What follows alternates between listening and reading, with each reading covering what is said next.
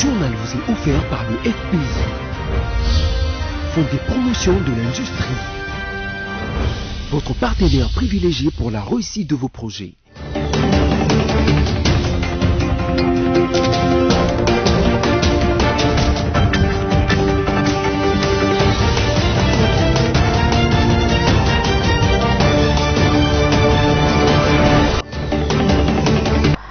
Une nouvelle session d'information sur BSC Télévision. Madame, Monsieur, bienvenue si vous nous rejoignez. Voici le menu. Mercredi 3 mars à la primature, Jean-Michel Sama Lukonde a réuni autour de lui les ministres membres du comité des conjonctures économiques. Il était question pour ce comité de passer en revue la situation internationale et nationale allant de la période du 9 au 28 février dernier. Et puis, fini la grève des enseignants. C'est à travers un communiqué conjoint rendu public le mercredi 2 mars que le réseau des associations des professeurs des universités et instituts supérieurs du Congo a décidé de suspendre la grève déclenchée depuis le 5 janvier dernier. Vous suivrez dans ce journal la déclaration lue par le professeur Rodolphe Iolo. Et enfin en province, en Ituri, les forces armées de la République démocratique du Congo ont neutralisé 18 miliciens Codeco. C'était lors des affrontements qui ont eu lieu à Arruda, dans le territoire des Djougou. Je vous le disais en sommaire, le Premier ministre Jean-Michel Sama Lukonde a réuni autour de lui hier, mercredi 3 mars à la primature, les ministres sectoriels membres du comité de conjoncture économique CCE. Au cours de cette réunion, le comité de conjoncture économique présidé par le chef du gouvernement a passé en revue la situation internationale et nationale dans la période du 9 au 28 février dernier. On écoute le ministre de Finances Nicolas Kazadi qui a fait le compte rendu à la presse. Eh bien, le comité de conjoncture présidé par M. le Premier ministre a passé en revue la situation internationale et nationale dans la période allant du 9 février au 28 février. Ce contexte, sur le plan international, est marqué par les efforts de reprise post-Covid qui ont été perturbés par l'émergence des opérations militaires en Ukraine, déclenchées le 21 février, opérations qui ont également eu un impact sur les marchés internationaux, notamment les cours des produits énergétiques, dont le pétrole, les cours de certains métaux précieux et également les marchés financiers, dont les principales places boursières ont clôturé en négatif à la fin du mois de février. Sur le plan national, la situation macroéconomique demeure stable, aussi bien sur le marché des biens et services que sur le marché monétaire. Cependant, le comité de conjoncture a noté que l'impact de la hausse des prix des produits énergétiques était de nature à avoir des conséquences difficiles pour l'économie congolaise, qui importe l'intégralité de son pétrole, et on a parlé de mesures à prendre dans l'urgence pour contrôler l'impact de cette hausse. On a cependant également noté que concernant les matières premières, les autres produits miniers, le Congo pouvait continuer de bénéficier d'une bonne tenue des cours, y compris dans le contexte actuel de crise en Ukraine. Nous allons mettre en place un monitoring, un suivi de tous les impacts possibles de cette crise en Ukraine sur l'économie congolaise afin d'apporter de bonnes réponses. Concernant la conjoncture, on a également noté que ce mois a été marqué par plusieurs rencontres internationales et notamment la visite d'État du président de Turquie, au cours de laquelle d'importants contrats et mémorandums d'entente ont été signés, notamment celui portant sur la construction du centre financier de Kinshasa. Nous avons également noté que sur le plan de la pandémie Covid, il y a une certaine baisse des cas, du nombre de cas de Covid, et nous avons également noté la décision du Conseil des ministres de mettre fin au prélèvement au titre de la RAM. D'une manière générale, la situation est satisfaisante. en dépit des points que j'ai mentionnés sur lesquels un suivi particulier doit être fait, qui pourrait avoir un impact. Restons à la chambre basse du Parlement où la journée du mercredi 2 mars 2022 n'a pas été du tout repos pour Christophe Mbosso. Le président de la chambre basse du Parlement a également écouté les préoccupations du collectif des ministres provinciaux qui ont tourné entre autres autour de leurs émoluments et arriérés des salaires, suivant la réaction de leur délégué Pierre Wembo. Nous sommes venus voir le président de l'Assemblée nationale qui venait de nous recevoir. Nous l'avons vu puisque nous l'avons fait part de l'agonie de nos provinces. Nous, le collectif de ministres provinciaux réunis ici, dont un échantillon avec nous. Nous avons fait plus de 30 mois, nous n'avons pas de salaire et d'arriérés de salaire. C'est pour cela que nous sommes venus voir le président de l'Assemblée nationale, qui était vraiment très réceptif, qui nous a écoutés comme un papa et qui nous a promis qu'il va en parler à qui de droit. Il pourra, d'ici 48 heures, 24 heures, 48 heures, il pourra nous donner la suite. Le président a été très réceptif. Il nous a promis qu'il va s'impliquer. Toujours dans la chambre basse du Parlement, dans la série d'audience, le speaker de la chambre basse du Parlement a accordé mercredi 2 mars 2022 en son cabinet de travail. Christophe Mbosso a échangé avec la délégation des députés nationaux honoraires. Cette dernière est venue présenter ses civilités au président de la chambre basse du Parlement. On les écoute au sortir de ces échanges. Nous sommes venus en tant que députés honoraires de la première et la deuxième législature de la Troisième République, et c'est dans le cadre des interactions entre parlementaires que nous sommes venus.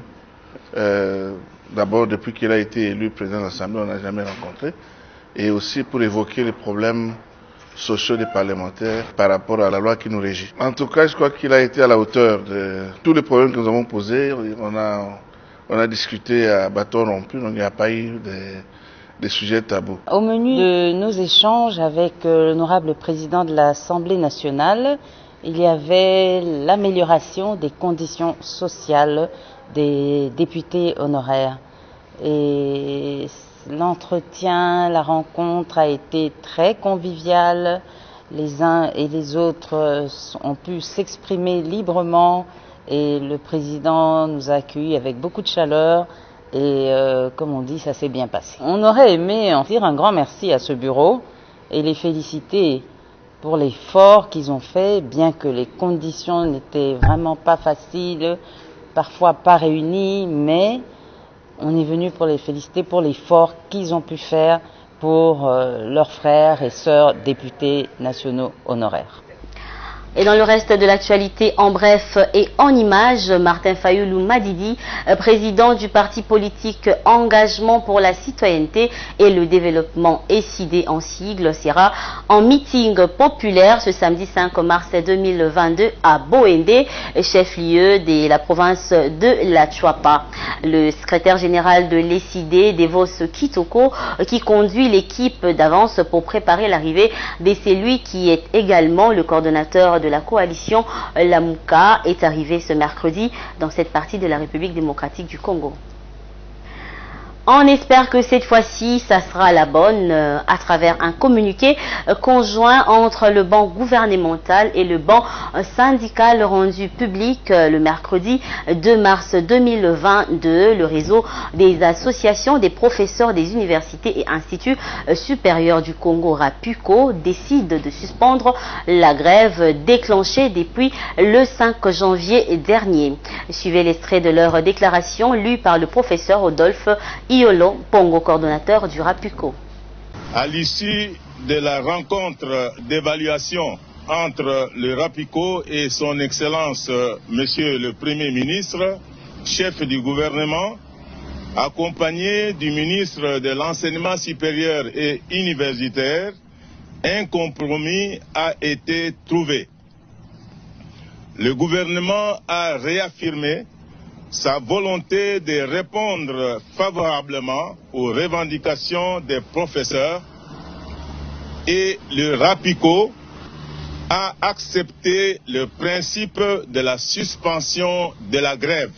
Les équipes sont à pied d'œuvre pour finaliser les communiqués conjoints final et relatif, lequel sera signé dans la journée de 2 mars 2022.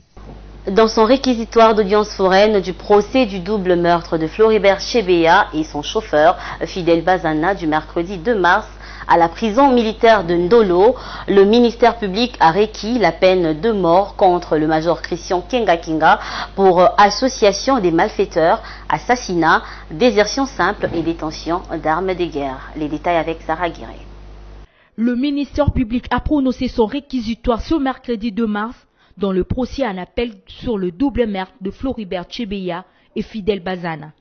L'organe de la loi a requis la peine de mort prononcée en première instance contre Christian Kenga Kenga sans circonstances atténuantes pour refus de coopération avec la justice. Christian Goy, qui est détenu à la prison militaire de Ndolo, a toujours refusé de se présenter devant la haute cour militaire. Par ailleurs, le ministère public a requis une peine de 10 ans de servitude pénale contre le prévenu Jacques Mugabo pour association de malfaiteurs et assassinat. À l'égard de Paul Mouniembwe, le ministère public requit son acquittement, faute de preuves. Rappelons que les 3 prévenus étaient tous condamnés à la peine capitale en première instance le 23 juin 2011, notamment pour assassinat, détention illégale d'armes et munitions de guerre, terrorisme, désertion, arrestation et détention illégale. Rendons-nous en province, plus précisément en Ituri, où au total 18 miliciens de la coopérative pour le développement du Congo, Codeco, ont été tués dans des affrontements qui les ont opposés aux forces armées de la République démocratique du Congo, FARDC, à Arruda, une localité située à une vingtaine de kilomètres de Libye, chef-lieu du secteur des Walendu-Piti, en territoire des Djougou, province de l'Ituri, le lundi 28 février 2022. Suivez. Le bilan des affrontements qui ont eu lieu en début de cette semaine entre les miliciens du coopérative pour le développement du Congo Codeco et les forces armées de la République démocratique du Congo indique qu'au total 18 miliciens ont été tués dans ces affrontements qui les ont opposés au FARDC à Arruda, une localité située à une vingtaine de kilomètres de Libye, chef-lieu du secteur de Walendu-Piti, en territoire de Djougou, en province de l'Ituri. Ce combat ont éclaté après une tentative d'attaque d'une position de l'armée régulière à Amé, un centre de négoce du territoire des Mahagi par ce hors-la-loi. Lundi 28 février 2022, renseigne le lieutenant Jules Ngongo, porte-parole des opérations militaires en Ituri. Ce dernier réitère ainsi son appel à la population à collaborer avec son armée pour mener à bien les opérations des traques des groupes armés. À son retour de Kinshasa mardi 1er mars 2022, le gouverneur militaire de l'Ituri a promis d'accentuer les opérations militaires sur terrain en vue de venir à bout de groupes armés encore actifs en Ituri, près de 10 mois après l'instauration de l'état de siège. Tout à fait autre chose à présent, dans le but de faciliter le transport des prisonniers d'une maison carcérale à une autre ou vers les parquets, le chef de l'État, Félix-Antoine Tshisekedi Tshilombo, en personne respectueuse du droit de l'homme, a mis à la disposition des prisonniers un bus qui répond aux normes internationales afin de faciliter le déplacement de cette catégorie de citoyens. Les détails dans cet élément. Assurer en toute sécurité le transport des prisonniers d'un tribunal à un site carcéral ou d'un site carcéral à un autre. C'est le sens de ce don du chef de l'État Félix-Antoine Tshisekedi Tshilombo en faveur de l'administration pénitentiaire, geste qui fait suite à sa promesse, celle d'humaniser les conditions carcérales des détenus. La cérémonie de remise de ce fourgon cellulaire a eu lieu au Palais de la Nation entre d'une part le directeur de cabinet adjoint du chef chef de l'État en charge des questions politiques, juridiques et diplomatiques, Madame Nicole Toumba-Boacha, représentée ici par les assistants coordonnateurs membres de son cabinet et de l'autre par la ministre de la Justice et garde des Sceaux, représentée elle par le secrétaire général à la justice. Derrière ce précieux don du président de la République, l'idée est d'améliorer les conditions de transfert des prisonniers, mais aussi réduire le risque d'évasion des prévenus pendant leur déplacement. C'est pour la première fois que nous recevons un tel véhicule qui réunit toutes les conditions humanitaires, si vous voulez. Donc nous n'avons qu'un seul mot, le remerciement à l'égard de son Excellence, Monsieur le Président de la République, pour l'acte qu'il vient de poser. C'est un pas de franchi et que c'est quelque chose d'original qu'on n'a jamais vécu dans ce pays. C'est ça qui est plus symbolique. Mais il faut dire que c'est un premier pas. D'autres réalisations seront tenues comme Monsieur le Président de la République a toujours l'habitude de le faire. Ce fourgon cellulaire de marque Manbus, dont du chef de l'État, est équipé d'une caméra de surveillance et de petites cellules aménagées afin de séparer les prévenus en groupes de 2 à 4. Restez avec nous, tout de suite, c'est la revue de presse.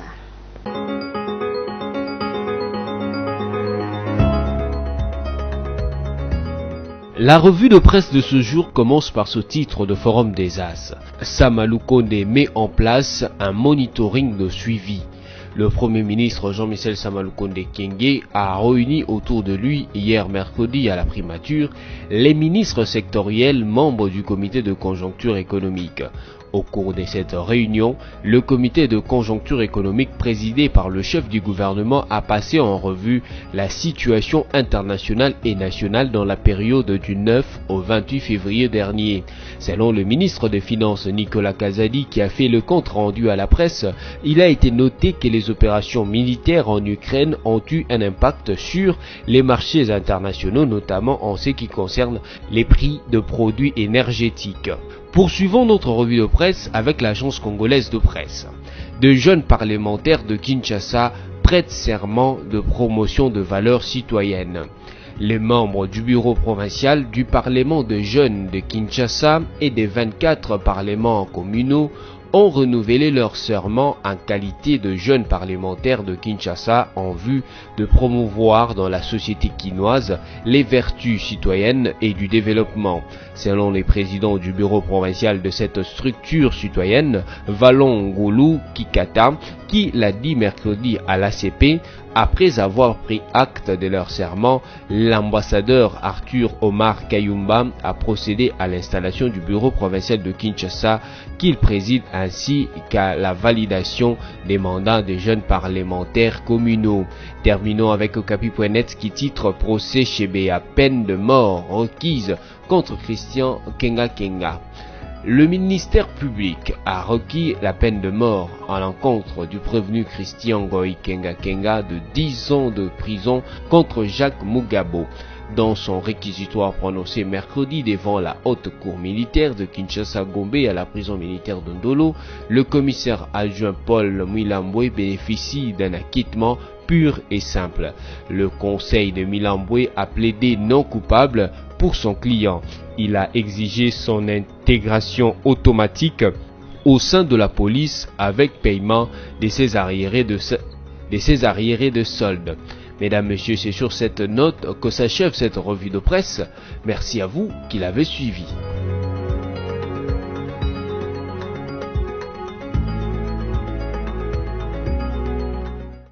Et si vous venez à peine de nous rejoindre, voici le rappel des principales articulations.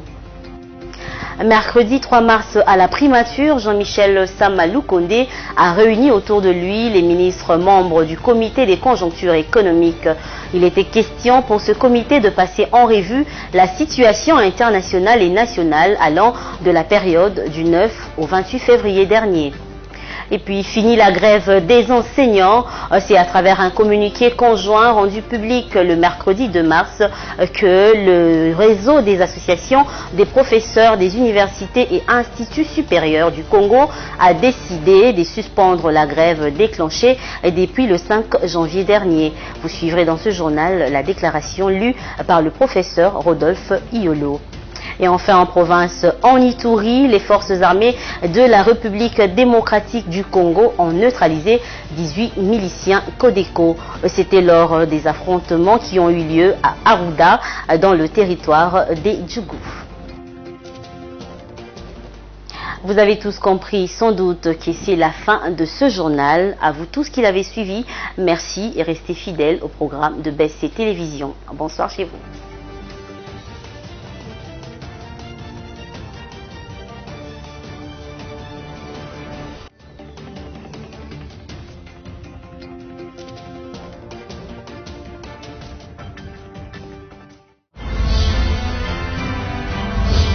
Ce journal vous a été offert par le FPI, Fonds des promotions de l'industrie, votre partenaire privilégié pour la réussite de vos projets.